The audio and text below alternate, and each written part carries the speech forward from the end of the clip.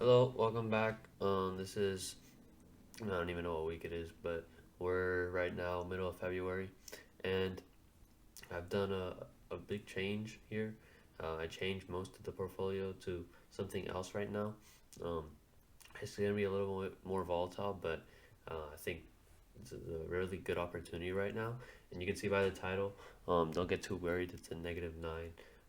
Right now we're around -3, and that wasn't a move I was expecting right now. And so I feel like the plan I'm doing is going to work out pretty well. And so next week we'll see how well it went, and then maybe the week following after. Um, and yeah, so let's get started. So you can see here this kind of drop here. I kind of started on the position I'm right now around here, and then I kind of started averaging down a little.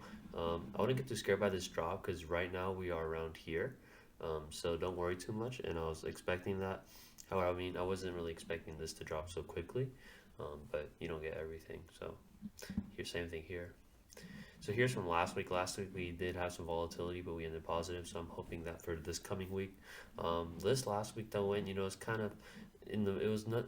There's not that much money to be made right now. To be honest, everything is really stable, as we'll see later on. So yeah, you can see the drop here. Right now we're around here, so don't worry too much. But you can see how like Nasdaq is slowly climbing. Um, but yeah. Well, okay. So this week, -11 did take a big hit. 0 days and 2.9% this week on Nasdaq. Um, yeah. Here, the total days decreased a little. You can see overall -8.9.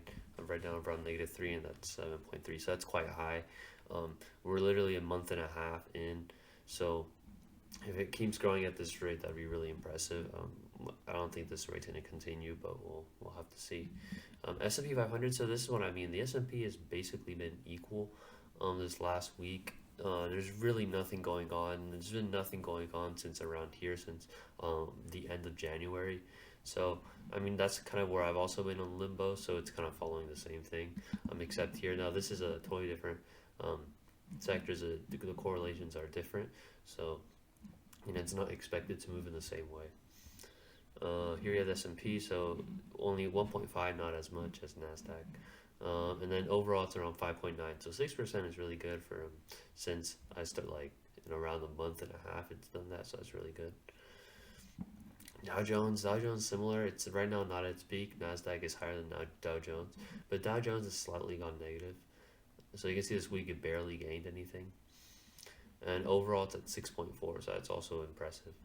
So here you have everything. You can see everything has basically been doing nothing for the last since 124 around here.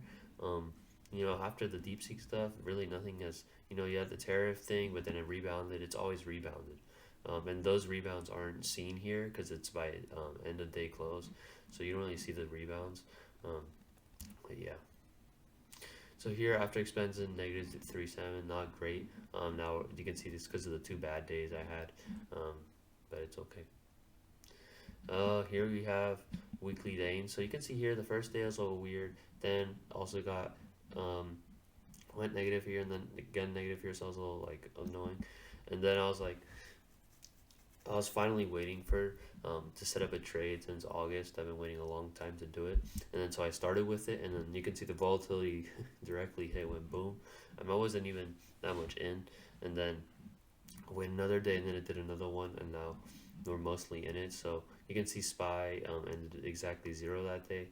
So markets, there's not even that much money to be made right now. So I kind of want to go to other stuff, and yeah. So we had one neutral day actually, and then a couple green days, but mostly some red days. Not great. This did drop quite a bit. So you can see the gains stay the same, and the losses did increase.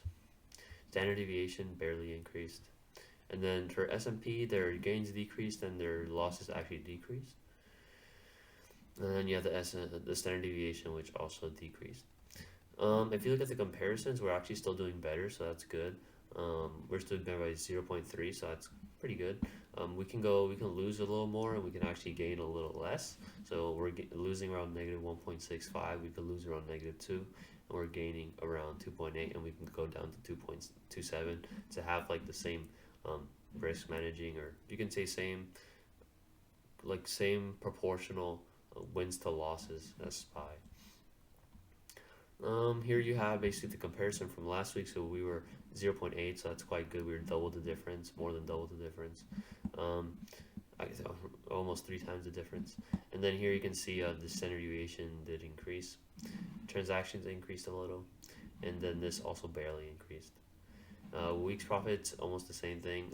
Later I'll fully calculate them, as right now there's really no profit to be shared. And then see, so last week it was 2.3, and now we're negative 8.9. We're actually currently around negative 3. So it's not so drastic.